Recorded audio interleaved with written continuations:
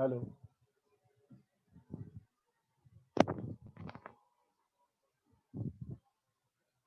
आवाज आ रही है ना बच्चों? Hello, yes sir. चलो तो स्टार्ट करते हैं। हाइपरबोला रैप कर देते हैं, काफी टाइम से चले जा रहा है हाइपरबोला। पिछले लेक्चर का कुछ पेंडिंग था क्या? पिछले लेक्चर का कुछ पेंडिंग था क्या? एक सेकंड में पीडीएफ ही देख लेता हूँ ना यार। तो property T1 T2 T3 T4 ऑर्थोसेंट्रिक, उसके बाद एक्सरसाइज 3 के क्वेश्चंस। एक्सरसाइज 3 के क्वेश्चंस तो हो गए थे इनफैक्ट। ओह अच्छा, nice. Okay okay, 2 extra question बाकी थे, तो वो एक्स्ट्रा क्वेश्चन करके अब फटाफट खत्म करते हैं हाइपरबोला। एक साल से चल रहा है ये। Prove that two rectangular hyperbolas meet at orthocentric points.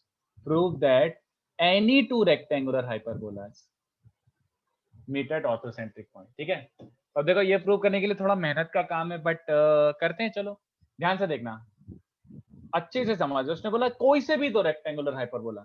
I can't consider two specific hyperbolas. I have to consider random general hyperbolas. ठीक है, सब बुकलेट क्वेश्चन है या फिर आप देख रहे हैं? बुकलेट के तो हो गए थे लास्ट लेक्चर। अब मैंने वो एक्स्ट्रा क्वेश्चन दिए थे ना, वो वाले कर रहा हूँ। सर लास्ट आपने वो करवाया था ना एक्सरसाइज 3 का 34।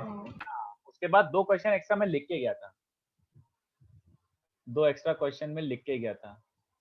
चलो अब ध्यान से देखना, और आर्ग्यू करना है तो कर लेना। ठीक है, तो plus 2gx 2fy plus c, तो ax square 2hxy minus ay square, समझा? यूजुअली तो अपन प्लस by स्क्वायर लिखते हैं ना, बट रेक्टेंगुलर हाइपरबोला की कंडीशन याद है कि a plus B has to be 0, if you recall. तो मैंने से पहले ही लिख दिया है। ठीक है, I am writing in PNC notes. मैंने क्या लिख दिया? नहीं वो पता नहीं, हेडिंग तब से डली हुई है तो ऐसे डली हुई है। आई एम नॉट, मतलब कुछ नहीं, बस ठीक है, मतलब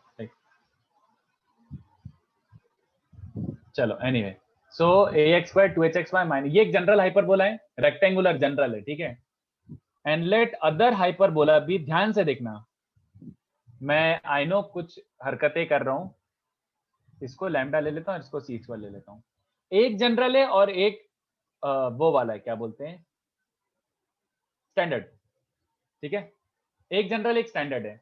तो एक कैसा हवा में टिल्टेड होगा पता नहीं, और एक ऐसा टाइप का होगा। समझ रहे हो मेरी बातें?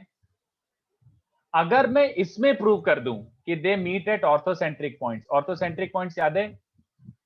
ऑर्थोसेंट्रिक पॉइंट मतलब ऐसे 4 पॉइंट जिसमें ऑर्थो सेंटर हो एक और बाकी 3 वर्टाइसेस हो, ऐसा टाइप का। If I can manage to prove in this scenario, can I assume that it must be true in every other scenario? देखो क्यों, माना एक स्टैंडर्ड और एक जनरल है, ठीक है, और मान लो एक ऐसा कुछ हवा में ऐसा टाइप का है। अब अगर एक बात बताओ, इसमें ट्रू है अगर जो इसके 4 इंटरसेक्शन पॉइंट मिल रहे हैं, मान लो इसमें, मान लो वो ऑर्थोसेंट्रिक पॉइंट्स हैं, डायग्राम पे मत जाना। अब मुझे बताओ, coordinate system shift and rotate कर दूंगा, तो ये इंटरसेक्शन पॉइंट अभी भी ऑर्थोसेंट्रिक रहेंगे कि नहीं रहेंगे? If I shift and rotate these intersection points will still be orthocentric, क्योंकि ज्योमेट्री का क्या लेना देना, सिस्टम ऑफ रेफरेंस से। तो what I am trying to say कि अगर इन दोनों में ट्रू है तो I can say it is always true. तो अपन इन दोनों में ट्रू कर देते हैं प्रूव, तो काफी जस्टिफाई हो जाएगा। तो इन दोनों में प्रूव करने के लिए ध्यान से देखो मैं कैसे सॉल्व कर रहा हूँ। अपन को प्रूव करना है कि इनके इंटरसेक्शन पॉइंट वैसे ऑर्थो सेंटर वाले पॉइंट्स हैं 4, ए बी सी और ऑर्थो सेंटर एच। तो इन दोनों को सॉल्व करता हूँ, बट मैं H2 को rather than putting y c square bye x, H2 को मैं देखो ऐसे ले रहा हूँ, ये देखो समझना अच्छे से, CD comma c by t। तो मैं पैरामेट्रिकली सॉल्व कर रहा हूँ। ठीक है, तो H2 को H1 से सॉल्व कर रहा हूँ, but not in terms of x and y, but in terms of t solve कर रहा हूँ। तो इसको ऊपर पुट करो बच्चों, क्या बन जाएगा, a x square plus 2h xy minus a y square plus 2g x plus 2f y। ठीक है, कितने बच्चों को दिख रहा है? 4 डिग्री इक्वेशन बन रही है, बननी भी चाहिए, क्योंकि 2 रेक्टेंगुलर हाइपरबोला कितने पॉइंट पे मीट कर सकते हैं? 4। You can just imagine it geometry के लिए, एक ऐसा है और एक थोड़ा अजीब सा और कुछ और बना लो, ऐसा टाइप का कुछ। भावना को समझो, 4 मतलब 4 डिग्री इक्वेशन है, मतलब 4 इंटरसेक्शन पॉइंट, ऐसा टाइप। तो ये टी स्क्वायर का एलसीएम ले लो बच्चों, बस टी स्क्वायर का एलसीएम लो, एक ये मिलेगा कांस्टेंट टर्म, ध्यान से देखना क्या मिलेगा, ये तो t⁴ है। कांस्टेंट टर्म कितने बच्चों को समझ आ रहा है?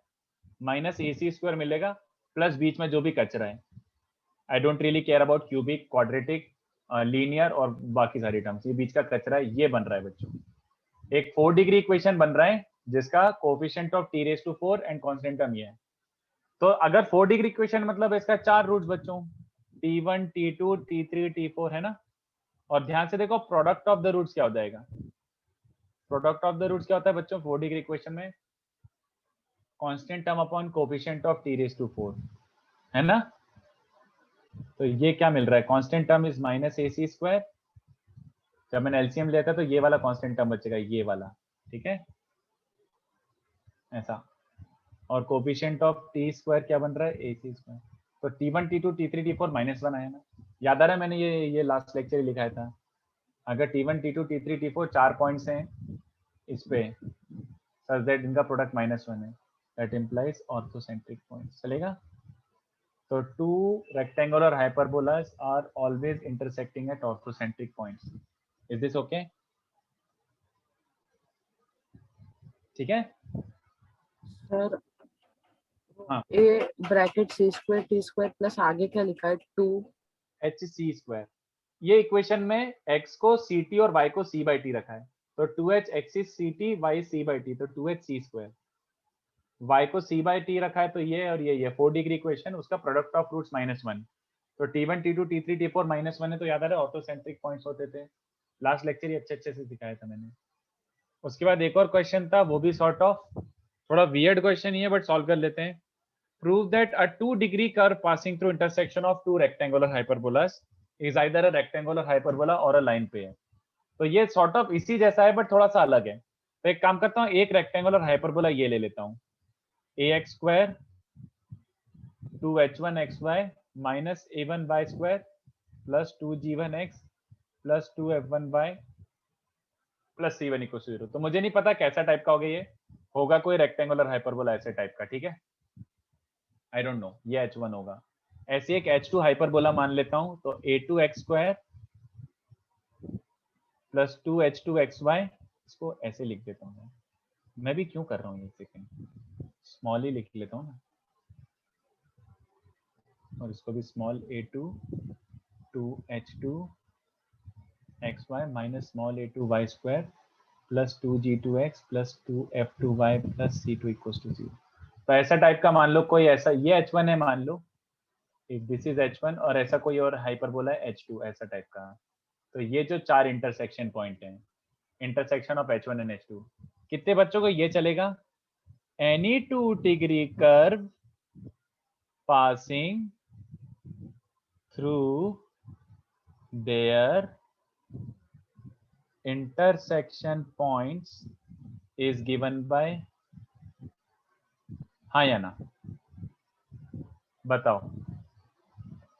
h1 plus lambda h2, h1 ये वाली इक्वेशन और इसमें lambda times other equation. Can I say this is a 2 degree equation, ये जो मैंने यहाँ पे लिखा हुआ है, क्या ये 2 डिग्री इक्वेशन है, जल्दी बताओ। h1 प्लस लैम्डा h2 क्या 2 डिग्री इक्वेशन होगा? यस सर क्योंकि ये भी 2 डिग्री है और उसमें कुछ कांस्टेंट ऐड कर दिया, कांस्टेंट मल्टीप्लाई करके इससे ऐड कर दिया, 2 डिग्री तो है ना h1 प्लस लैम्डा h2।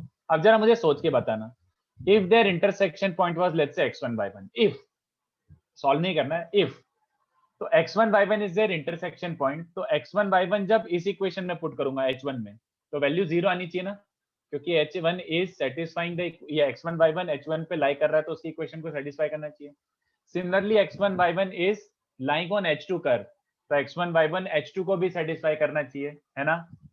अब मुझे एक काम करो, एक जरा सोच के बताओ, x1 y1 इस इक्वेशन में पुट करके देखते हैं ऐसी अपनी खुशी के लिए, just for the sake of it.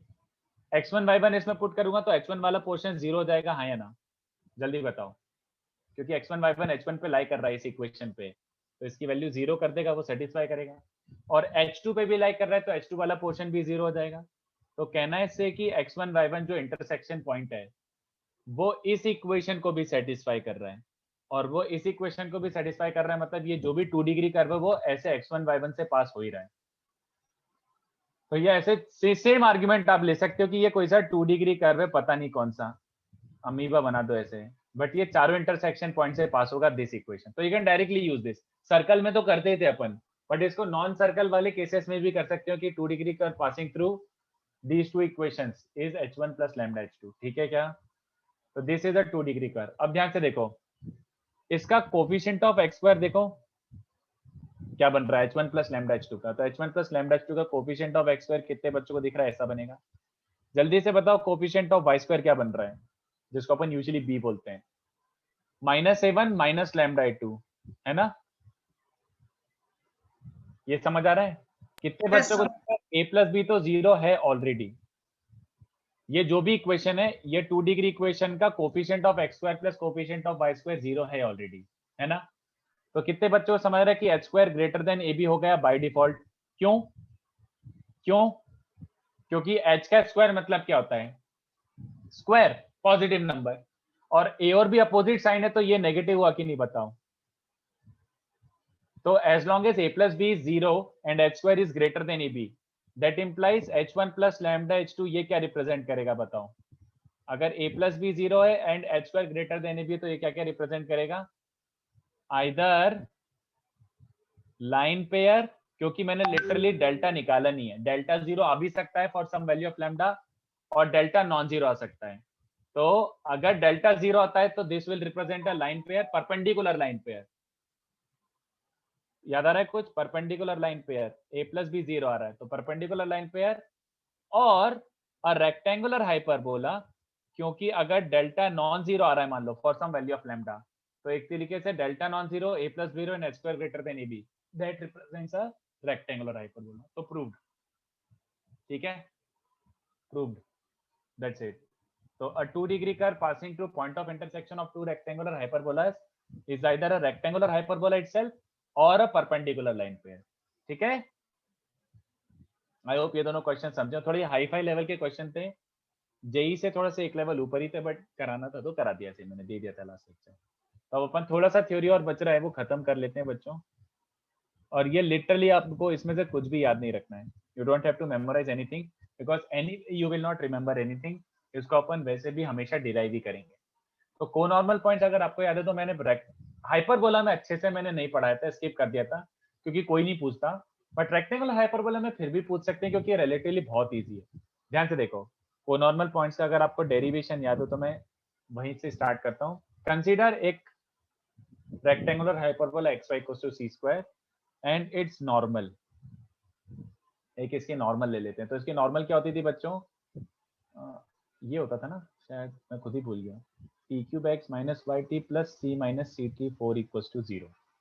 I think यही होता था।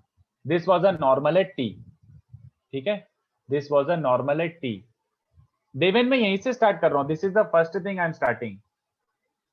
इसके पहले लास्ट लेक्चर के क्वेश्चंस करा रहा था तो उनको आराम से कॉपी कर लेना, थ्योरी तो यहीं से स्टार्ट हो रही है, इसके पहले कुछ नहीं कराया मैंने, ठीक है। देवेन मैं पीडीएफ शेयर करूंगा तब कॉपी कर लेना घर पे आराम से, ठीक है। मैं पीडीएफ जब शेयर करूंगा तो इसको आराम से कॉपी कर लेना। अभी अपन थ्योरी कर लेते हैं, ठीक है। चलो, तो व्हाट डिड आई से, आई सेड कि consider a normal at T, तो कोई एक पॉइंट होगा टी, उस पर मैंने नॉर्मल बनाया है, ठीक है। Let the normal pass through some point P h comma k, let it pass through some point P h comma k, okay. तो मैंने ले लिया ऐसे एक पी एच कॉमा के, और ये किसी एच कॉमा के पॉइंट से पास हो रहा है, तो अपन क्या करते थे, याद आ रहा है, अगर ये एच कॉमा के से पास हो रहा है तो पुट पी एच कॉमा के इन नॉर्मल का equation, in equation of normal, है ना। तो अगर इक्वेशन ऑफ नॉर्मल में पुट करता हूं तो क्या मिल जाएगा बच्चों, t³ - kt + c - ct4 = 0। और इसको अच्छे से रीअरेंज करेंगे तो क्या बन जाएगा बच्चों, क्या मिल रहा है, what did we obtain, a 4 degree equation in t। तो इसका इंटरप्रिटेशन याद दिलाओ, आप लोगों को याद आ जाना चाहिए इतनी देर में, पैराबोला जैसी हो गया ये। 4 डिग्री इक्वेशन है, इसका मतलब है लेट्स से इसके रूट्स मान लेता हूँ t1 t2 t3 and t4। तो इसका निष्कर्ष क्या निकला, what is the conclusion from here, I took a normal at t and put h comma k in it. I ended up getting 4 possible values of t. I ended up getting 4 possible values of t. तो इसका conclusion क्या निकलता है बच्चों, ऐसे 4 points t हैं parabola पे, sorry hyperbola पे, such that normal set then can pass through h comma k। बात समझ आ रहा है। तो इसका कंक्लूजन ये निकल रहा है ना कि अगर ऐसे 4 पॉइंट्स है मान लो, तो एक जैसे t1 है यहाँ पे, और कैसा हो सकता है, और थोड़ा सा अलग टाइप का, डायग्राम पे मत जाना, वो तो हैंडमेड डायग्राम है, बट मैथमेटिकली आ रहा है तो इट मस्ट बी ट्रू। एक ऐसा और ऐसा, ऐसा। तो from a point P h comma k how many normals are being drawn to the, from a point P h comma k how many normals are being drawn to the rectangular hyperbola. कितने normal से बच्चों? 4। ठीक है, so that implies from point P 4 normals to hyperbola can be drawn, simple। ठीक है, and ये जो 4 points हैं T1, T2, T3 and T4, ये जो 4 पॉइंट्स हैं, these 4 points are called, these 4 points are co-normal points। co-normal points। बस, तो इसमें से आपको कुछ भी याद रखना है क्या? देखो मैं क्रक्स ऑफ डिस्कशन बता देता हूँ, इसको याद रखने की जरूरत नहीं है। को-नॉर्मल में बस एक याद रखो, नॉर्मल की इक्वेशन लो और उसमें एच कॉमा के रख दो, तो हमेशा कुछ ना कुछ डिग्री इक्वेशन बनती है। पैराबोला में क्यूबिक बनता था, रेक्टेंगुलर में 4 डिग्री बनेगा।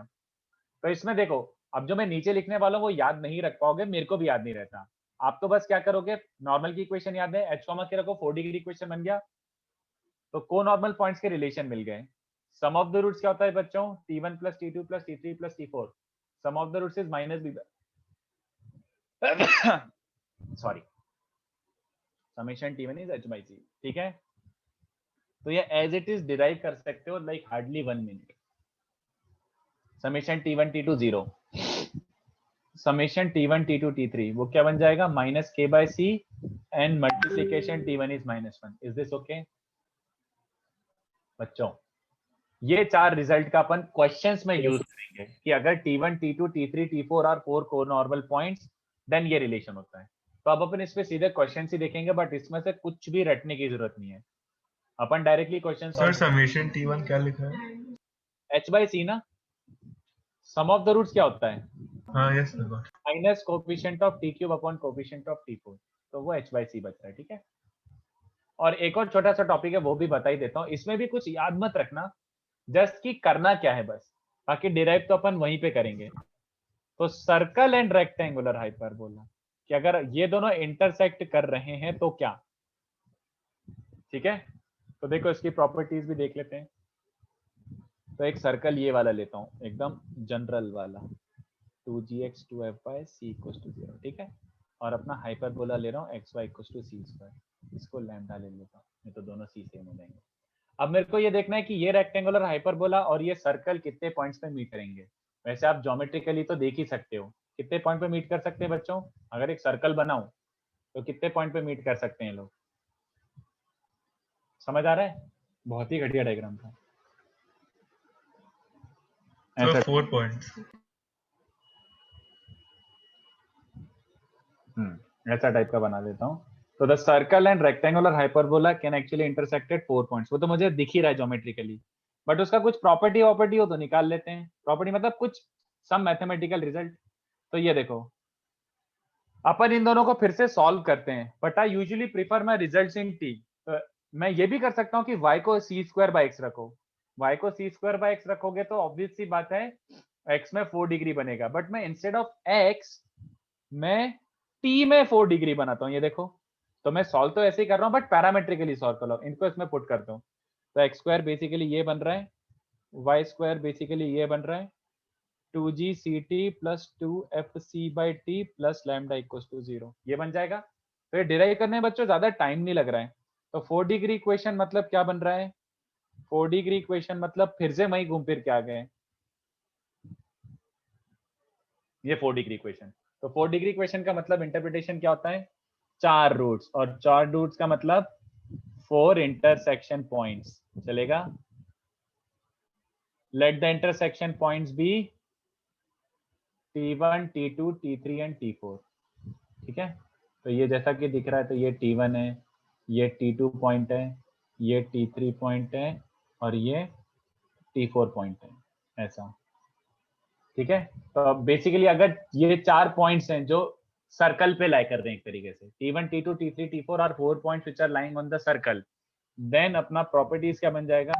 सम ऑफ द रूट्स क्या बन जाएगा? Summation T1 minus this by this, तो -2gc by c² है ना, और simply -2g by c। Summation T1 T2 क्या होता है बच्चों, प्लस दिस बाय दिस, तो plus lambda by C square. Summation T1 T2 T3 क्या बनता है बच्चों, माइनस दिस बाय दिस, तो minus 2f by C, and multiplication of roots क्या बन जाएगा, constant term upon coefficient of T4 1। तो ये चार चीजों का अपन फिर से क्वेश्चंस में यूज करेंगे। तो अभी कॉपी तो कर लो, बट ऐसे एग्जाम में ये याद तो नहीं रहता है, तो डिराइव ही कर लेंगे अपन। बट अभी जो क्वेश्चंस आने वाले हैं इस पे बेस्ड, वो सब इसी पे सीधे देख देख के कॉपी कर लेना, ठीक है। इस पे जो भी मैं आज क्वेश्चंस देने वाला हूँ वो ये देख देख के ही करेंगे अपन। तो इसको छापो बच्चे जल्दी से, छापोफिकेशन।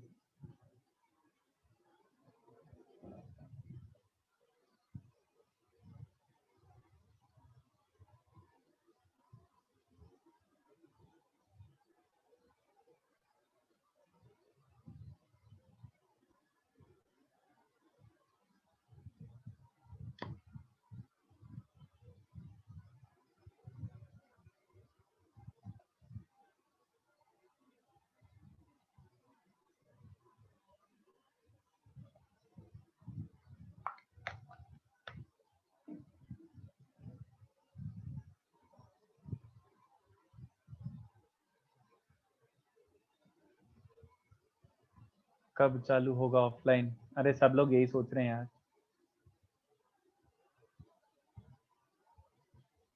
पूर्णा, all co-normal points are orthocentric but converse may not be true. Purna, all co-normal points will be orthocentric, you can see that, correct observation, ये आ रहा है। But multiplication T1 equals to -1 does not necessarily imply they have to be co-normal also. Do you understand? बाकी remaining चीज भी होना चाहिए true, मतलब ये समेशन T1 T2 भी 0 होना चाहिए, तो ऐसा जरूरी नहीं है, ठीक है। बट उसका कोई काम नहीं है इसलिए मैंने मेंशन भी नहीं करा। You will not, don't mix them, कोई काम नहीं है उसका, कोई क्वेश्चन में काम नहीं आने वाला, इसलिए मैंने मिक्स भी नहीं करा, ठीक है।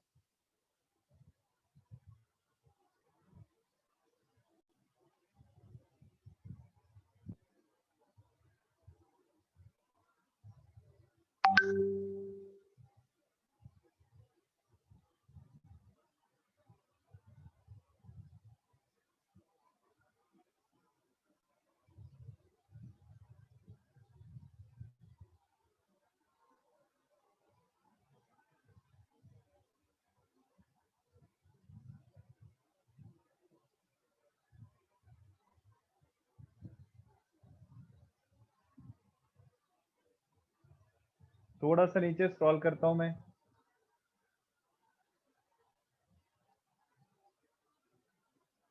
हाँ, हाइपरबोला का थ्योरी खत्म हो गया, बस थोड़े से क्वेश्चंस और कराने इस पे, खत्म हो चुका है।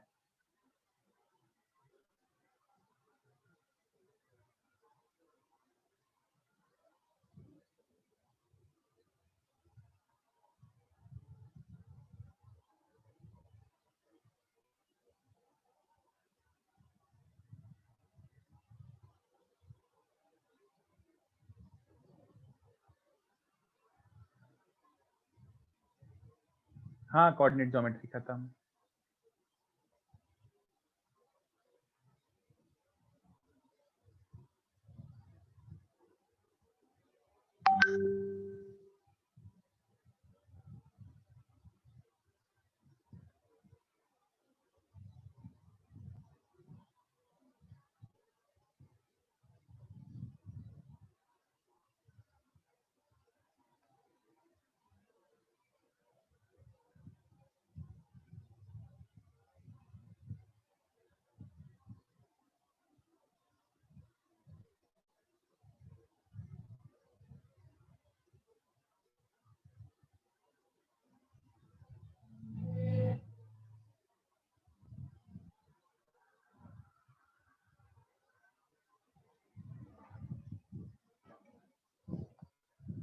सर थोड़ा ऊपर करो ना।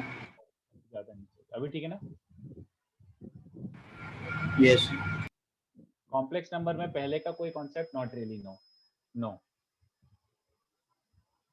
क्वाड्रेटिक ऑफ कोर्स, थोड़ा सा क्वाड्रेटिक आना चाहिए, मतलब ये तो पता ही होना चाहिए आयोटा क्या होता है। बाकी अदरवाइज थोड़ा सा कोऑर्डिनेट ज्योमेट्री के बेसिक आइडियाज यूज होंगे। But basic basic. ये ऊपर वाला बॉक्स सबसे इंपॉर्टेंट है। कोनॉर्मल पॉइंट्स ये रहे, कोनॉर्मल पॉइंट्स के रिलेशन ये रहे और कॉन्साइक्लिक पॉइंट्स के ये रहे, ठीक है। तो मैं 2-3 क्वेश्चन कराता हूं। कोनॉर्मल पॉइंट्स के ये हैं और कॉन्साइक्लिक के ये हैं। तो बुकलेट सबके पास है ना? बुकलेट में से दे रहा हूं। Yes, sir.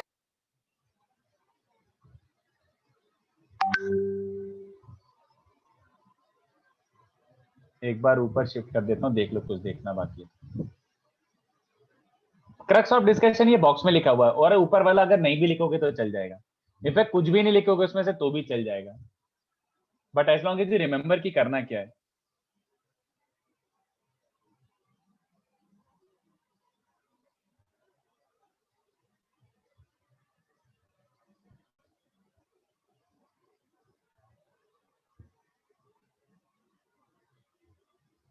चलो, तो मैं कौन से क्वेश्चन दे रहा हूं देखो, थोड़ा सा नीचे स्क्रॉल कर रहा हूं। तो एक्सरसाइज 3 में से अपन को करना है, एक ट्राई करते हैं। एक सेकंड रुको, थोड़ा अच्छे ही है ये, मतलब I won't call them very difficult. Sir आज चालू नहीं करोगे ना कॉम्प्लेक्स नंबर? थोड़ा सा इंट्रोड्यूस कर देता हूं, अगर ये क्वेश्चन जल्दी हो जाते हैं। Like I am assuming question थोड़े से हो जाएंगे अपने आधा घंटे में, तो बचे हुए आधा घंटे में अपन कर लेते थोड़ा complex number introduce, just basic.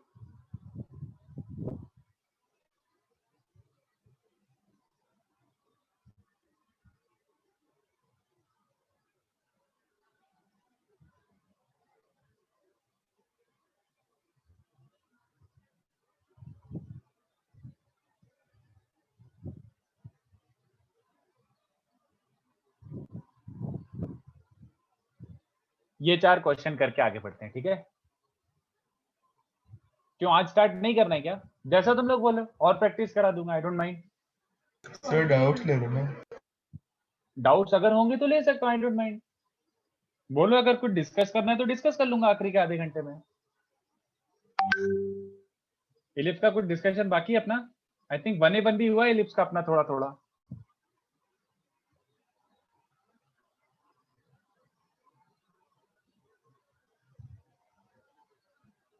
चलो पहले इतने क्वेश्चंस तो करते हैं।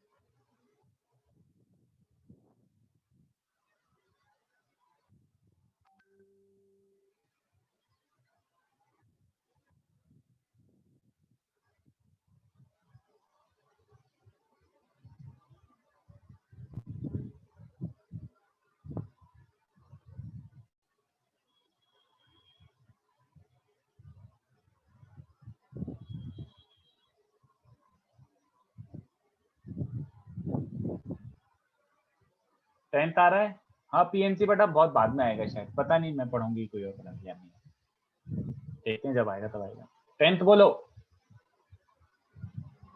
सर पीएनसी तो ऑल मेंस टाइप टॉपिक है ना वो तो।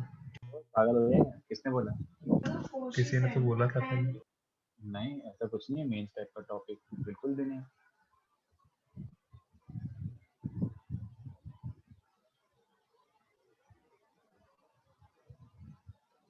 ट्राई करो बच्चों ये वाला। 10th वाला सम क्या बोल रहा है? A B C D are intersection points of a circle and a rectangular hyperbola. ये लो, ये डायग्राम रेफर कर लो, रेफर। फिर उसने बोला A B is a diameter of hyperbola. तो अगर ए बी हाइपरबोला का डायमीटर है, यार मैं कॉपी पेस्ट ही कर देता हूँ, दिस वाज एक्चुअली वेरी सुंदर डायग्राम।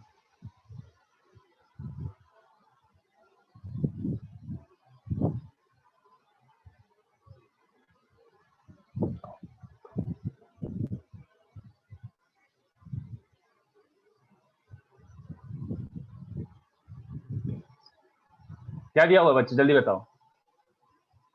मेरे हिसाब से तो बहुत ही आसान है। ए बी अगर डायमीटर है किसका, सर्कल का। अरे यार अच्छा डायग्राम नहीं है एक्चुअली में। A B is the diameter of hyperbola. अच्छा नहीं नहीं नहीं नहीं, सुनो सुनो सुनो, अच्छा डायग्राम था, इसलिए तो कॉपी किया था। ए बी डायमीटर है, मतलब ए बी किससे पास हो रहा है, पीपल, पीपल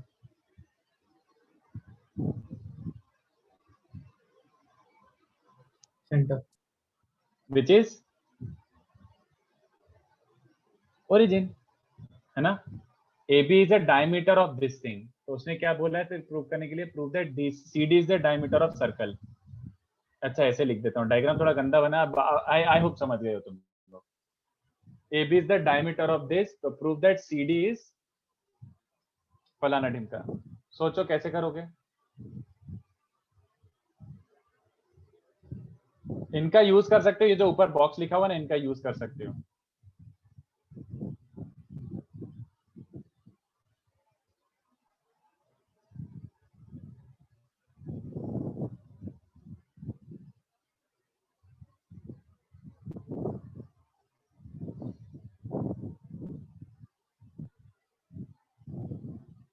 T1 T3 में क्या रिलेशन आ रहा है, ऐसे सोच लो।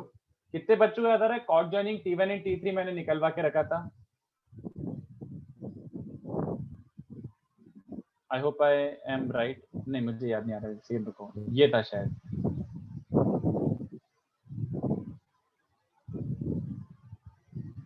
This was cot joining T1 and T2, तो cot joining T1 and T3 ऐसा हो जाएगा, ठीक है। ये किससे पास हो रहा है, ये किससे पास हो रहा है, ओरिजिन, तो उस पर 0 0 पुट करोगे तो कितने बच्चों को समझा, ये रिजल्ट आ गया, एक तो मस्त सुपर सुंदर रिजल्ट। अब आगे जल्दी करके बताओ बच्चों, 1 मिनट का क्वेश्चन है ये। Prove that C D is the diameter of circle, मतलब सीओडी का मिड पॉइंट क्या होना चाहिए, सीओडी का मिड पॉइंट क्या होना चाहिए, माइनस जी माइनस एफ। और के बताओ।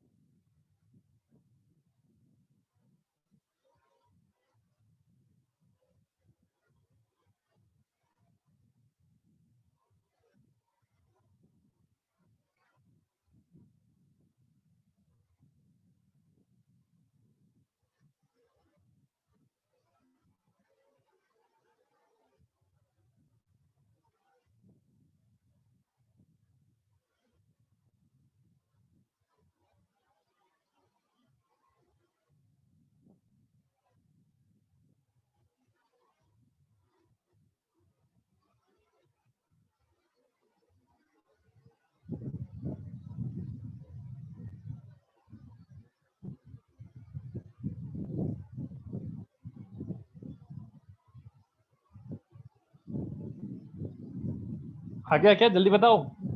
अरे रिजल्ट से सीधे सीधे आ तो रहा है, मुझे बस ये प्रूव करना है सी और डी का मिड पॉइंट। सी और डी का मिड पॉइंट क्या बन जाएगा बच्चों, ये है CT2 comma C by T2, तो CT2 comma C by T2 और CT4 comma C by T4, ये मिड पॉइंट है। And it should come out to be what, it should come out to be what, minus G minus F आना चाहिए। तो ध्यान से देखो, हमें क्या पता है बच्चों, समेशन T1 क्या था बच्चों, समेशन T1 देखो जरा ऊपर वाले बॉक्स में अभी अपन ने निकाल के रखा है, समेशन T1 इज बेसिकली है ना। बट देखो T1 और T3 तो कैंसिल होते हैं, तो इसका मतलब है T2 प्लस T4 की वैल्यू क्या गई है, और C को इन पे क्रॉस मल्टीप्लाई करके लिख दो, C times T2 plus T4 by 2 आ चुका है minus ji. Also 1 by T2 और 1 बाई T4 अगर चाहिए तो ये लिखने का मन तो है नहीं, T1 T2 T3 plus T1 T2 T4 plus T1 T3 T4 plus T2 T3 T4, ये वाला अपन को पता ना क्या होता है बच्चों, ये लिखा हुआ है -2 F बाई C। बट मुझे 1 by T1 1 by T2 1 by T3 1 by T4 अगर निकालना है तो कितने बच्चों को चलेगा, मैं इसको इस टर्म से डिवाइड कर देता हूं, जल्दी बताओ बे।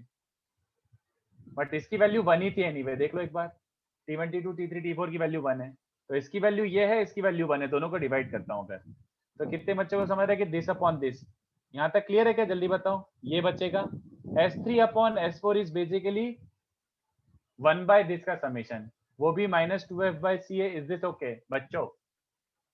अगेन कहना है इसे, ये दोनों कैंसिल हो रहे हैं क्योंकि T1 वॉज -T3, तो इससे क्या मिल रहा है 1 by T2 plus 1 by T4, C इधर क्रॉस मल्टीप्लाई करो और 2 से डिवाइड करो, ये कितना बन रहा है -F। तो कितने बच्चों को समझ रहा है कि CT2 प्लस CT4 बाई 2, अरे ये तो -G है, and C times 1 by T2 plus 1 by T4 by 2 ये -5 है, तो CD का मिड पॉइंट क्या आ रहा है, सेंटर ऑफ सर्कल। इसका मतलब अगर CD का मिड पॉइंट सेंटर ही है तो इसका मतलब है CD क्या हो गया बच्चों, diameter. Simply yes sir. Simple, एकदम सुपर डुपर सिंपल। ठीक है, नेक्स्ट ट्राई करो 14, ट्राई 14 सम।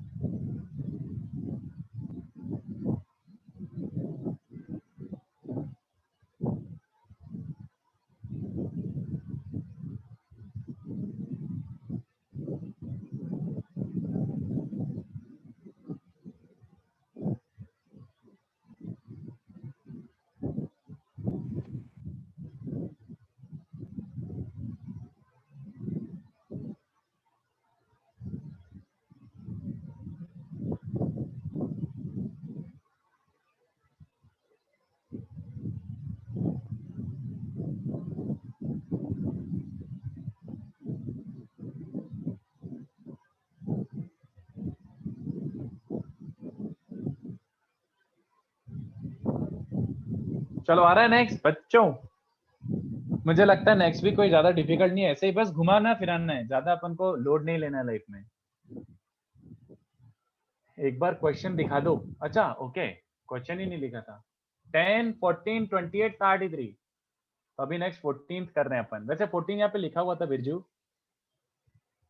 ध्यान नहीं दे रहा है तू, है ना, टाइम पास कर रहा है गौरव। चलो 14th वाला सोचो, a circle of radius r cuts the rectangular hyperbola at A B C D, तो we will go with the same diagram, हाँ या ना? ये डायग्राम यूज कर लो, सर्कल ऑफ रेडियस आर, तो इसका सर्कल का रेडियस अपन खेल लेते हैं यार, कट्स द रेक्टेंगुलर हाइपरबोला, ये इसको ओ ले लो, ढिंचाक, ऑलराइट, तो prove that O square plus O B square plus, आ रहा है क्या बताओ? समेशन ओ स्क्वायर का लिटरली मीनिंग क्या होगा, जल्दी बताओ, what is O square people? Distance formula क्या बन रहा है?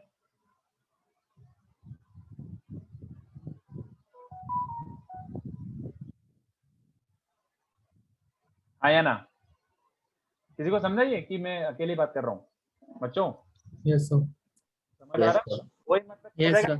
Formula, this is basically CT1 C by T1, तो distance formula O square is C square T1 square plus C square by T1 square, same OB same OC same OD।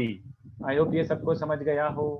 अब इसकी value निकाल के बताओ, जो उसने बोला है आ रही है क्या, चेक करो, you can again use these four steps. सोचो मैं 2 मिनट में आया, और ये हो जाए तो नेक्स्ट वाला कर लेना, और नेक्स्ट वाला कौन सा है? 28। सोचो इसको, मैं आ रहा हूँ।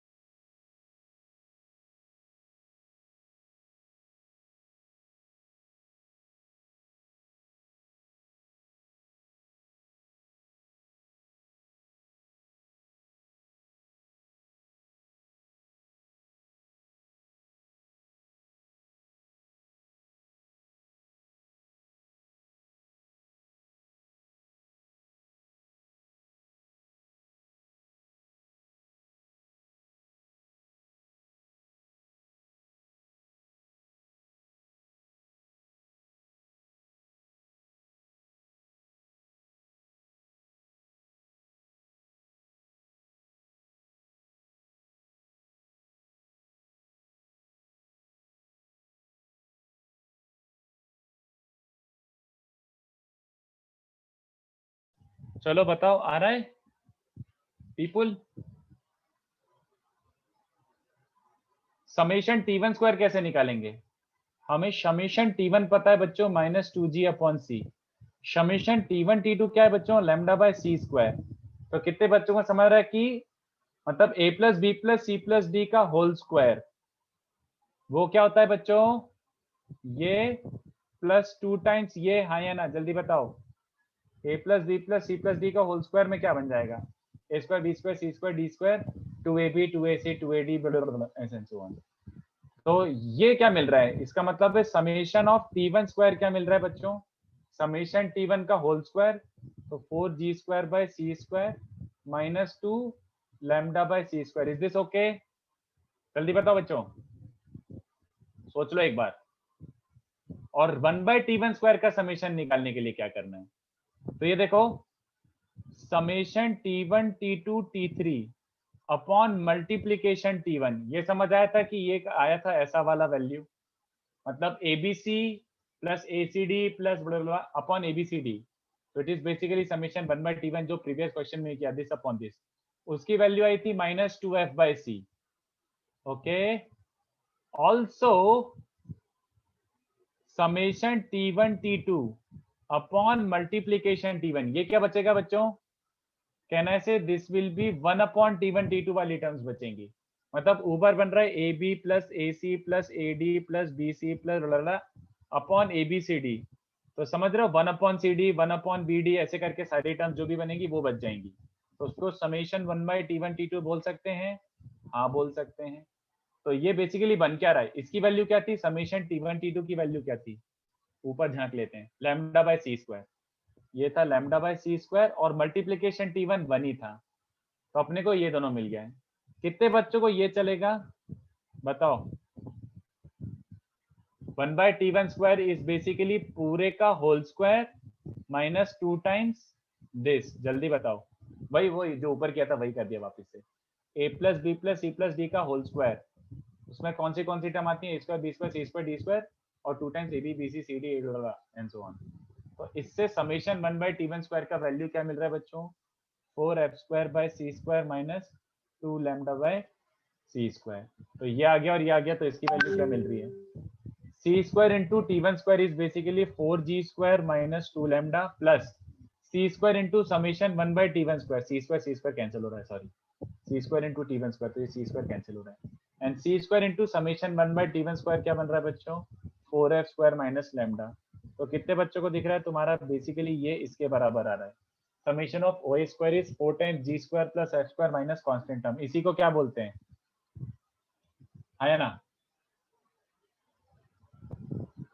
बच्चों? Make sense? Yes sir. देख लो एक बार. कुछ डाउट हो तो पूछ लो.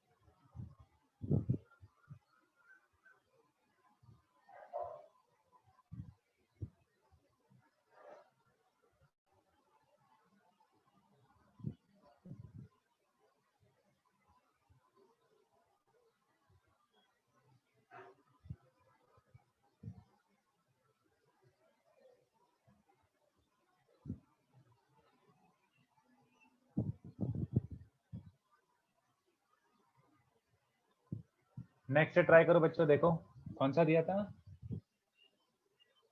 28. ट्राई 28 पे सम.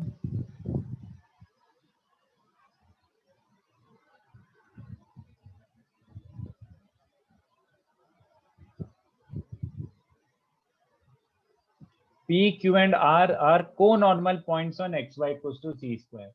3 बोले हैं उसने, बट हमें पता है 3 से ज्यादा होते हैं. तो सोचो क्या करना है.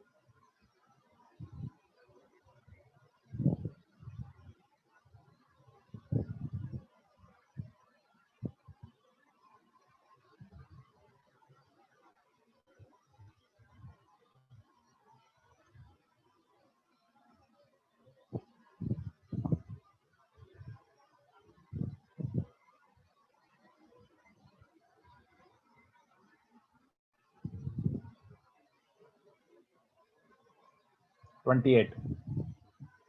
P, Q and R are co-normal points. वैसे रैंडम डायग्राम बना दो, एग्जैक्ट डायग्राम तो बनेगा भी नहीं.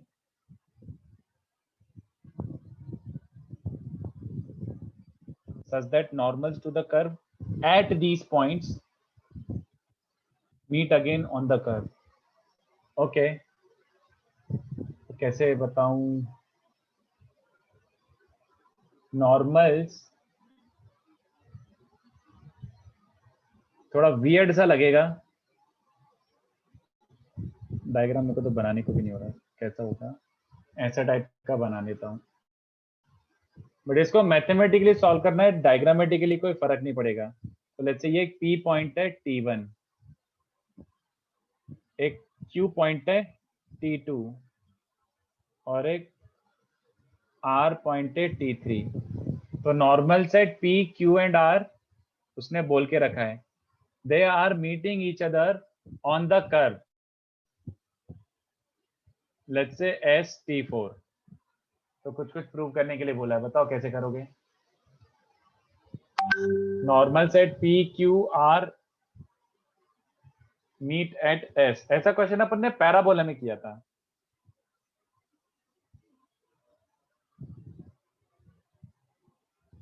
क्या करेंगे? What is so special about this case, जल्दी बताओ सोच के. Normal set P, Q, R meet each other on the curve at T4. तो इसमें क्या स्पेशल हो रहा है? को नॉर्मल में बच्चों 4 पॉइंट्स होते हैं, कोई बता सकता है where is the fourth point?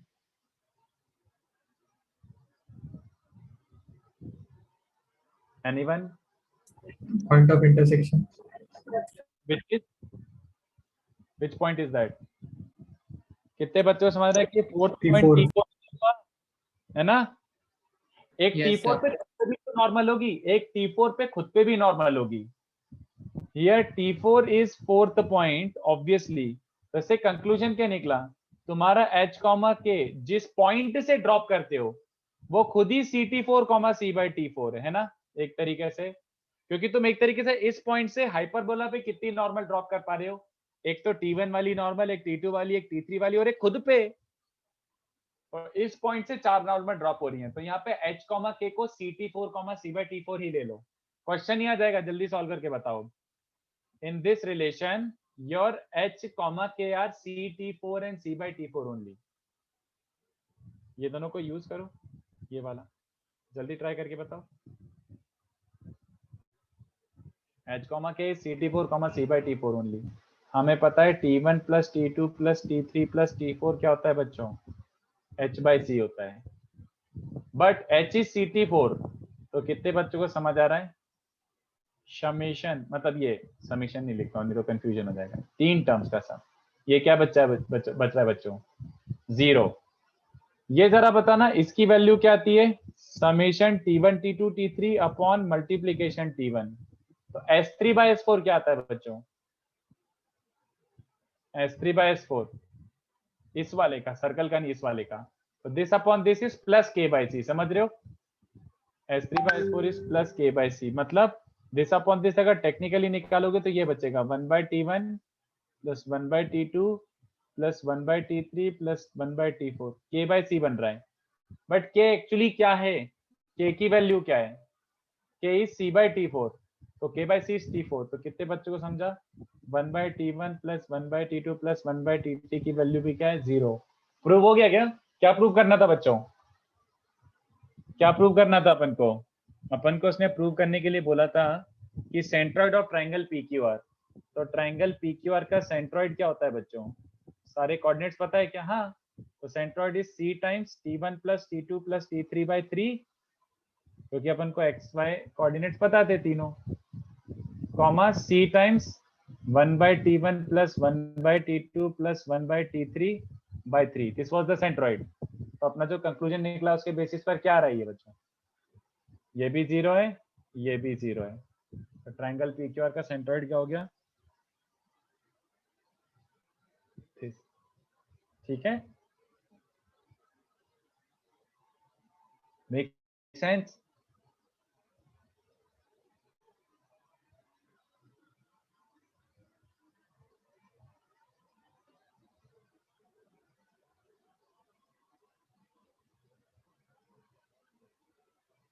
तो बच्चों बस यही था, वही चीज बार बार अपन घुमा फिरा के लगाए जा रहे हैं।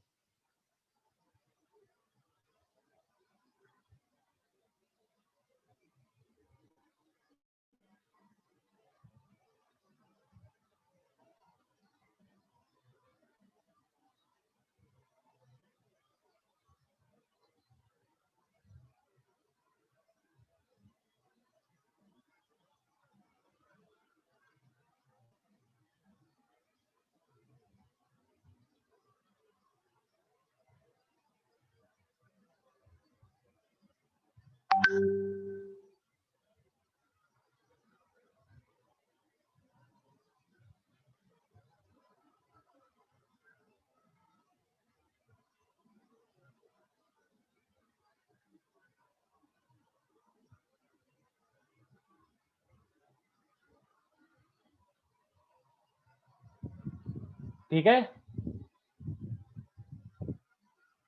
चलो तो बचा हुआ एक क्वेश्चन और जो भी है अपना वैसे खत्म हो गया, और कुछ कराने के लिए है नहीं मेरे पास।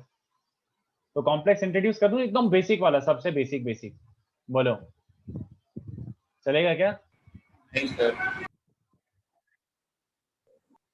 एकदम बेसिक वाला इंट्रोड्यूस करता हूँ, कुछ ज्यादा दिमाग लगाने वाली, बस ऐसे ही इंट्रोडक्शन दे देता हूँ, ठीक है? ज्यादा मेहनत भी नहीं करते हैं अभी, तो टाइम भी वेस्ट नहीं करते हैं। तो let us start with complex numbers, very interesting topic, ठीक है? दिशा वो वाला बाद में कर लेना आराम से, ये सेम टाइप के क्वेश्चन है यार, बस हो गया, मतलब सेम टाइप के, बार बार वही कर रहे हैं। तो आराम से नेक्स्ट लेक्चर करवा लेना, 33 वाला आराम से घर पे ट्राई करो। मैं कॉम्प्लेक्स इंट्रोड्यूस करता था, क्योंकि कॉम्प्लेक्स भी थोड़ा सा बड़ा टॉपिक है, तो अपन अच्छे से करेंगे, आराम से, ठीक है, स्लोली। तो let's start with complex numbers. तो first of all it starts from here. Complex number था क्या, मतलब why did we come to complex number? ये कॉम्प्लेक्स क्वाड्रेटिक से रिलेटेड है। Quadratic equation was related to sometimes complex number, बस उतना सा पार्ट, बट इसमें अपन उसी चीज को पूरा अच्छे से एक्सप्लोर करेंगे, अच्छे से पूरा एक्सप्लोर करेंगे। क्वाड्रेटिक में एक छोटा सा पोर्शन लग जाता था कॉम्प्लेक्स का, वो फिर से आ ही जाएगा, इसमें एक्सप्लोर हो ही जाएगा। तो देखो, इफ एक्स रियल, तो रियल की बेसिकली तुम बोल सकते हो ये डेफिनेशन थी, if x is real then x square is greater than equal to 0, vice versa, कि अगर x square greater than equal to 0 है तो तुम एक्स को रियल बोल सकते हो, या फिर एक्स रियल है तो x square must be greater than equal to 0। But let's say while solving something, ऐसा हुआ लोगों के साथ, while solving if we get x minus 1 का whole square is let's say -3, ऐसा आ गया, तो बच्चों को समझ गया कि while solving if we get an equation of this form, why not, मतलब why can't we get an equation of this form? Of course we can get an equation of this form। और अगर ऐसा मिल गया तो क्या करें, छोड़ दें? नहीं, कुछ तो मीनिंग होगा ना इसका, तो उसके लिए हमने क्या डिफाइन करा, एक नया सेट ऑफ नंबर्स। तो for this to be explain, क्योंकि रियल सेट तो यही खत्म हो गया था, बट अगर परफेक्ट स्क्वायर नेगेटिव आ रहा है, for this we came up with imaginary numbers, ठीक है? तो इमेजिनरी नंबर्स का मतलब क्या हुआ, दैट इज अपना सबसे बेसिक मोस्ट इमेजिनरी नंबर, सबसे बेसिक मोस्ट इमेजिनरी नंबर अपन ने क्या डिफाइन करा, is √(-1) which is also called iota. ये सबको रटा हुआ है, बट फिर भी नहीं पता है तो अच्छे से पता होना चाहिए, √(-1) मतलब आयोटा। तो सबसे बेसिक मोस्ट इमेजिनरी नंबर को अपन ने बोल दिया iota, okay? So if √-1 is iota, then the roots of the equation above, ये जो ऊपर वाली इक्वेशन थी, इसके रूट्स क्या बन जाएंगे कि x minus 1 will be basically plus minus √(-3) and x minus 12 will become plus minus √3, और जो √1 था उसको आयोटा लिख दिया। आयोटा सिंपली डिनोट्स कि रूट के अंदर एक नेगेटिव साइन आया होगा। यहाँ तक क्लियर है क्या? √(-3) इज बेसिकली 3 into दिस, ऐसे, और इसको अपन ने आयोटा लिख दिया। तो अपना x का बच्चों 2 वैल्यूज आ रहा है, क्योंकि डिग्री 2 थी तो 2 सोल्यूशन आने चाहिए। तो वो सोल्यूशन क्या आ रहे हैं, x is 1 plus minus √3 iota. So we ended up getting x to be something of this format, ये सोल्यूशन आया है। तो this is an imaginary solution, is this okay? This is an imaginary solution 1 plus root 3 iota 1 minus root 3 iota. तो इसको देखते हुए अपन ने क्या करा, अब तुम कोई सी भी दुनिया जहां की इक्वेशन ले आओ, इसके बाहर नहीं जाएगा। अब तुम दुनिया जहां की कोई सी भी इक्वेशन ले आओ, कुछ भी ले आओ, इसके बाहर नहीं जाएगा। A set cannot go beyond this, numbers cannot go beyond this, इसके अलावा कुछ नहीं है। तो अपन ने यहाँ से क्या बोला कि यार ये जो अपना आया है ना, ये नंबर्स ऑफ दिस फॉर्म, ऐसे फॉर्मेट में जो भी आ रहा है, numbers of this form are called complex number. इसको अपन ने नाम दिया कॉम्प्लेक्स नंबर्स, ठीक है, which involve imaginary also, which can involve imaginary also, ठीक है। तो x इज प्लस माइनस रूट 3 आइटा, इस चीज को अपन ने बोला कॉम्प्लेक्स नंबर। तो अपना बेसिक यहाँ से स्टार्ट होता है। सो अ कॉम्प्लेक्स नंबर, मतलब नोटेशन समझते हो कॉम्प्लेक्स नंबर का नोटेशन क्या होता है? कैपिटल सी, जेड नहीं, capital C, okay. Capital C is the notation for complex number, capital C, okay. So a complex number, let's say z can be taken as, ऐसा कोई सा भी complex number eventually इस format में आएगा ही आएगा। जैसे कि अपन ने ऊपर देखा, तो एक कॉम्प्लेक्स नंबर था, तो उसमें एक ऐसे एक नंबर आ सकता है और आयोटा नंबर आ सकता है। तो it's a combination of these two, anything will eventually fall into this category। तो एक कॉम्प्लेक्स नंबर मैंने बोला चलो इसको z बोलते हैं, बट कोई सा भी कॉम्प्लेक्स नंबर z बोल लो, वो हमेशा किस फॉर्मेट में होगा बच्चों? x और y आयोटा, एक x टर्म और एक y आयोटा टर्म, इसके अलावा और कुछ हो नहीं सकता। No number can be beyond this, everything will eventually fall into this category, okay. So complex number will always be considered in this format, ये याद रख लो अभी के अभी। और यहाँ पे मैं लिखना भूल गया बट बता देता हूँ, आयोटा अगर -1 है तो आयोटा स्क्वायर क्या होता है बच्चों? आयोटा अगर √(-1) है तो basically iota square is -1। Iota cube क्या हो जाएगा? दोनों side iota minus I. Iota raise to 4 इज +1, ये याद है ना? Yes, ये sir. आपको इनफैक्ट पता है, तो मैं ज्यादा इस पे टाइम स्पेंड नहीं करता हूँ। मतलब हम लोगों को क्या पता है एक तरीके से कि आयोटा की पावर 4 का मल्टीपल हमेशा क्या आएगा? अगर आयोटा रेज़ टू 4 1 है तो आयोटा रेज़ टू 8 क्या होगा? 1. 1। तो आप आयोटा रेज़ टू 4n हमेशा 1 लिख सकते हो। आयोटा रेज़ टू 4n + 1 हमेशा क्या बचेगा? -1. नहीं नहीं, एक आयोटा, बस एक एक्स्ट्रा आयोटा। तो it's like iota raise to 4n into iota. तो आयोटा रेज़ टू 4n 1 बन चुका होगा, एक सिंगल आयोटा बच रहा है ना। Iota raise to 4n + 2, it is as good as iota का 2 स्क्वायर। आयोटा। 2 आयोटा क्यों भाई? जस्ट -1 आयोटा का square, it's not 2 iota. Yes. हाँ, और iota raise to 4n + 3 is as good as iota cube, मतलब माइनस आयोटा, है ना? तो ये वैसे आपको पता है, थोड़ा सा क्वाड्रेटिक में सीख चुके हो, स्कूल में भी सीख चुके हो, तो कोई ज्यादा फाइट नहीं है। तो आई होप यहाँ तक का समझाओ कि अपन ने क्यों कॉम्प्लेक्स नंबर डिराइव करा, क्योंकि अपन को जरूरत पड़ी इसलिए डिराइव करा, सीधी बात। तो any complex number can be taken as z = x + y iota. तो इसके कुछ नोटेशन होते हैं बच्चों, वो नोटेशन याद रख लेते। Here x, y are real numbers. अरे बात गलती मत करना बिल्कुल भी, x and y are real number, ठीक है ना? बट ये आयोटा के कारण इमेजिनरी हो रहा है, आयोटा अलग से मल्टीप्लाइड है उसमें, बट x और y रियल है। I hope you understand that, ठीक है? x and y are real and x is called, x का नाम क्या होता है? Real part of z, real part of z। I think it is self explanatory. y क्या होता है बच्चों? y का नाम Imaginary है part. Imaginary part of z, ठीक है? और अपन इसको ऐसे भी कभी कभी डिनोट करेंगे, x इज REZ, और y को अपन कभी कभी इससे भी डिनोट कर सकते हैं, IM, मतलब imaginary of z। Is this okay? x is real part of z, y is imaginary part of z. It may seem very weird to you, but imaginary part of z is a real number.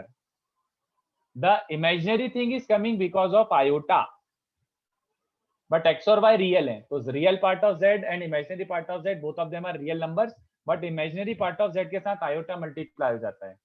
क्या ये चलेगा सबको? Yes. Note, x और y real होना जरूरी है, x and y must be real, x and y must be real. Okay, अब ध्यान से देखो नेक्स्ट वाला पार्ट कितना ऑब्वियस सा है ये। इफ एक्स 0 और बेसिकली आई एम सेइंग कितना है 360 का, ठीक। हाँ, अगर रियल पार्ट ऑफ z 0 ही हो रहा है, मतलब x 0 हो रहा है, देन z को क्या बोलते हैं बच्चों? z is called purely Imaginary. Imaginary number, ठीक है। तो ऐसा नहीं कि कॉम्प्लेक्स नंबर को प्योरली इमेजिनरी बोलते, प्योरली इमेजिनरी मतलब ओनली y आयोटा। तो इसका सिंपल सा एग्जांपल क्या हो जाएगा? 3 iota, √2 iota, all of these are purely imaginary, self explanatory है। बट y 0 होता है, मतलब अगर imaginary part of z complex number 0 होता है तो उसको क्या बोलते हैं? Real number. Purely real. और रियल मतलब इट इज सेल्फ एक्सप्लेनेटरी। तो इसका मतलब कितने बच्चों को समझ आ रहा है कि यार जब मैं y 0 रखता हूं तो मुझे मिलता है रियल नंबर्स, है ना? तो कितने बच्चों को यहाँ से इंटरप्रिटेशन समझ आ रहा है कि रियल नंबर्स जो हैं, real numbers are a very specific set of complex numbers. एक specific case of complex number है ना, कॉम्प्लेक्स नंबर में जब तुम y को 0 रख देते हो तब सारे रियल नंबर मिल जाते हैं। तो कितने बच्चों को समझ आया कि real numbers are subset of complex, हाँ या ना? Yes. कॉम्प्लेक्स का एक रियल नंबर तो वो उसका सबसेट हो गया ना, सीधी बात। तो अब सोच के बताना, अगर मैं कभी ऐसे बोल दूं कि ABC are 3 numbers complex numbers, और फिर A आया 1, B आया 2, आया C3, तो तुम इसको डिस्कार्ड करोगे कि चलेगा?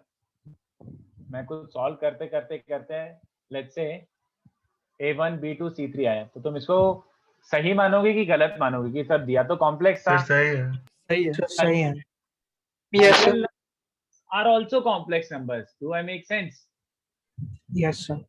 तो ऐसा नहीं कि कॉम्प्लेक्स बोल दिया तो उसमें आयोटा आना जरूरी है। I hope I am making sense to you.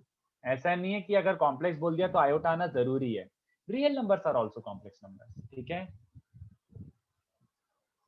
लिख ही देता हूँ, real numbers are also complex only, but complex has a bigger set. तो मतलब हायरार्की में जब से टॉप पे कौन है बच्चों? कॉम्प्लेक्स। Complex. तो कॉम्प्लेक्स में रियल और प्योरली इमेजिनरी हो गया। फिर प्योरली इमेजिनरी में तो कुछ ब्रेक करने की जरूरत नहीं है। रियल में फिर इरेशनल और रैशनल हो गया, फिर उसके बाद ऐसा। तो सबसे टॉप पे कॉम्प्लेक्स होता है हायरार्की ऑफ नंबर्स में, कॉम्प्लेक्स नंबर, ठीक है। तो ये देखो next point, it is super duper Pappu, ये सबको पता है बट फिर भी लिखना पड़ेगा। इक्वालिटी, अच्छा नहीं पहले एक चीज और लिख देता हूँ, कितने बच्चों को समझा? 0 is the only number which is both purely real and purely imaginary। समझते हो क्या? 0 is the only number। 0 को प्योरली रियल बोल सकते हो क्या? हाँ। 0 को प्योरली इमेजिनरी बोल सकते हो क्या? हाँ, यस सर। दोनों बोल सकते हैं, ठीक है। अगर समझ आया हो, ठीक है। और ये वाला पॉइंट ये भी आई थिंक तुम समझते भी था, तो क्वाड्रेटिक में कर लिया था। इक्वालिटी ऑफ कॉम्प्लेक्स नंबर्स, तो जैसे consider 2 complex numbers, z1 is a complex number denoted let's say this, and z2 is a complex number denoted as this.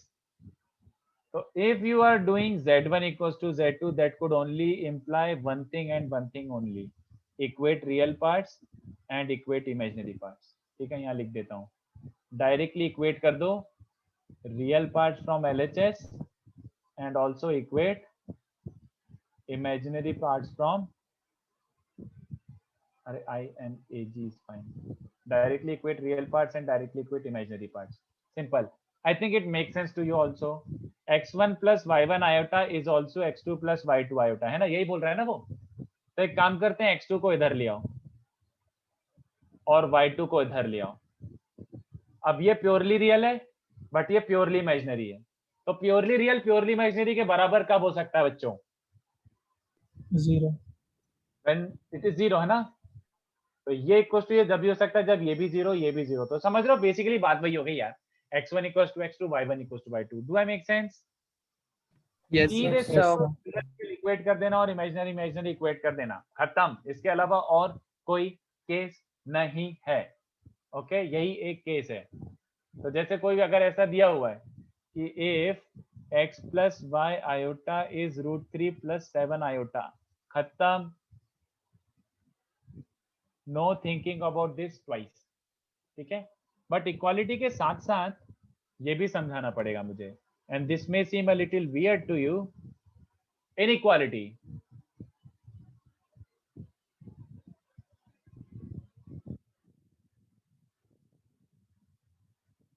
Has no meaning in complex numbers. Inequality का कोई मतलब ही नहीं है complex numbers में। Inequality is only for real numbers. Inequality मतलब comparison. तुम ये चेक करना चाह रहे हो कि कौन बड़ा कौन छोटा, तो कौन बड़ा कौन छोटा जब ये तुमने बोल ही दिया है तो इसका मतलब है क्वांटिफाइबल है वो, मतलब कंपेरेबल है, तो वो रियल नंबर ही होगा। बात समझ रहे हो? तो मैं इसको ऐसे मैथमेटिकली समझाने की कोशिश करता हूँ। ऐसे अगर मैं लिखता हूँ 4 + 2 iota is 4 + 2 iota and just 2 + iota, इनमें से कौन बड़ा है? तो कौन बड़ा है बताओ इनमें से, फर्स्ट की सेकंड, ये की है, कौन बड़ा है? second. Second one. Second means ये बड़ा है। So first बड़ा है. First. सर कुछ नहीं बता सकते क्योंकि हमें पता नहीं आटा क्या है। एक हाँ Sir, actually, first is great. First is First one is greater. Pretty obvious, मतलब इसमें तो कोई गलती भी नहीं कर सकता है। बट ऑब्वियस सी बात है, सबने गलती करी अगर आपने लिटरली ये लिख दिया तो। ऑब्वियस सी बात है, अभी अभी बोला है मैंने, अभी बोला है there is no such thing as equality inequality in complex numbers, मतलब complex numbers are not comparable, मतलब ये इससे बड़ा लिखना इज रॉन्ग। कितने बच्चों को लग रहा है ना सर दिख तो रहा है, मतलब उसका ट्वाइस है वो, है ना सर, उसका ट्वाइस है, दिख रहा है। अबे नहीं बे, इट्स लाइक दिस। एक काम करो, अगर तुम सच में मान लेते हो कि ये इससे बड़ा है तो 2 को इधर ट्रांसफर करो, 2 को इधर ट्रांसफर करो, 2 आयोटा को उधर ट्रांसफर करो। It's like you are comparing real and imaginary. कोई मीनिंग निकलता है कि 2 आयोटा से बड़ा है? जल्दी बोलोगे। Does it No, has? sir. No, sir. No, sir. नहीं। तो बात समझ रहे हो कि जब उसका कोई मीनिंग ही नहीं है तो उस चीज का कोई मीनिंग नहीं है। दिस इज नॉट ट्रू, ये सब मत लिख के आ जाना। और लेट्स से कोई कोई बोल दे कि 2 आयोटा सर आयोटा से बड़ा है क्या, इसमें तो एकदम पीला रखना सर, ऑब्वियसली ये तो बड़ा ही है, हाँ या ना? 2 आयोटा आयोटा से बड़ा होता है क्या? No, sir. जरूरी नहीं है। पर जरूरी नहीं है, जरूरी है कि ये नहीं बड़ा है। It is compulsory that it is not greater, it is, this statement is invalid, statement ही गलत है, ये बोलना चाह रहा हूं मैं। It's like you are saying iota is positive. अबे फिर वही बात समझ आ रही किसी को? You do not write inequalities in complex numbers. I hope I make sense. Okay? ऐसे एक काम बताओ, तुमने कभी ऐसे करा है? तुम्हें इतना डाउटफुल नहीं होना चाहिए, बताओ Yes, sir. कौन बड़ा है इन दोनों में से? 3i cap plus 4j cap and 2i cap plus 7j cap, कौन बड़ा है इसमें से? I cap. कैसे बता सकते हैं? हाथ से मार दूंगा मैं, मतलब जानबूझ के वो फंसा भी रहा हूँ और तुम फंस भी रहे हो सीधे सीधे। मतलब मैं बता रहा हूँ ये देखो यहाँ पे गड्ढा है और तुम उसमें कूद रहे हो कि हे गड्ढे में कूदते हैं। दुष्ट, तो ये कंपेरेबल नहीं है। वेक्टर कब से कंपेयर करने लग गए? So magnitude से compare कर सकते मैग्नीट्यूड कंपेयर कर सकते हैं पर डायरेक्शन तो अलग है। एक सेकंड, Yes, sir. जो हमसे मैंने लिखा है मैग्नीट्यूड यहाँ पे कहीं पे, आई जस्ट आस्क कि ये वेक्टर बड़ा है कि ये वेक्टर बड़ा है, आंसर क्या हैं. आना नहीं चाहिए बता तुम्हारा? सकते. Not comparable. Not मतलब comparable. compare नहीं है, मतलब these two vectors are non how can you compare vectors? You can compare their lengths, agreed, but can you compare the vectors themselves? No, it has no No, sir. interpretation. So just like that मैं वही बोलना चाह रहा हूँ। वैसे you will see कि complex numbers are as good as vectors only। तो तुम्हें वेक्टर आता है ना तो complex number सुंदर सुंदर समझ आएगा तुम्हें, geometry at least. So what I'm trying to say कि this no such thing as z1 greater than z2 और z1 less than z2, ठीक है? ओके, ऐसा कुछ मत करके आ जाना। Magnitudes can be compared, but of course the complex number फिर the vector themselves cannot be compared। तो इसको जल्दी से छापो, एक काम करो, इतना था। पप्पू पप्पू सा पढ़ा है मैंने अभी, बट इतना छापो।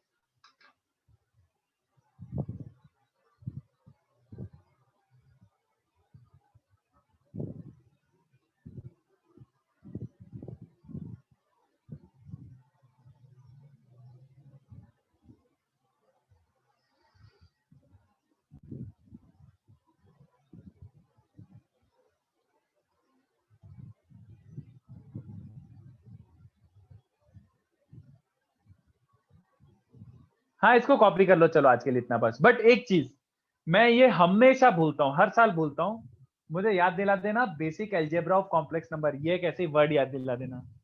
मतलब मल्टीप्लिकेशन डिवीजन कैसे करते हैं, मल्टीप्लिकेशन डिवीजन कैसे करते हैं, ये याद दिला देना। इसको कॉपी कर लो पहले, मैं इसे नीचे से रिमाइंडर डाल देता हूँ। जस्ट अ सेकेंड, हैंग हो गया ये। हाँ ऐसे रिमाइंडर बोल देता हूँ कि नहीं तो मैं हमेशा भूल जाता हूँ। मल्टीप्लिकेशन डिवीजन, ये आपको मुझे नेक्स्ट लेक्चर रिमाइंड करना है, ठीक है? तो इतना कॉपी करो, चलो जल्दी जल्दी स्क्रॉल करते जाता हूँ मैं। 2 मिनट रुक जाओ देवेन, फिर मैं नीचे कॉपी मतलब नीचे स्क्रॉल कर ही रहा हूँ, कॉपी कर ले तो आराम से, कोई जल्दबाजी नहीं।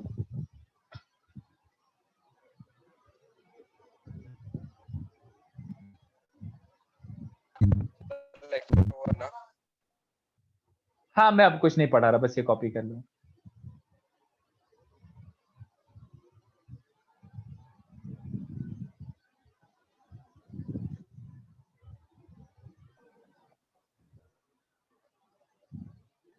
Bye sir, thank you.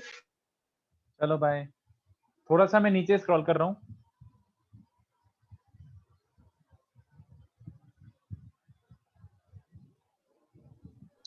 Thank you, sir. चलो bye bye. Sir, thank you.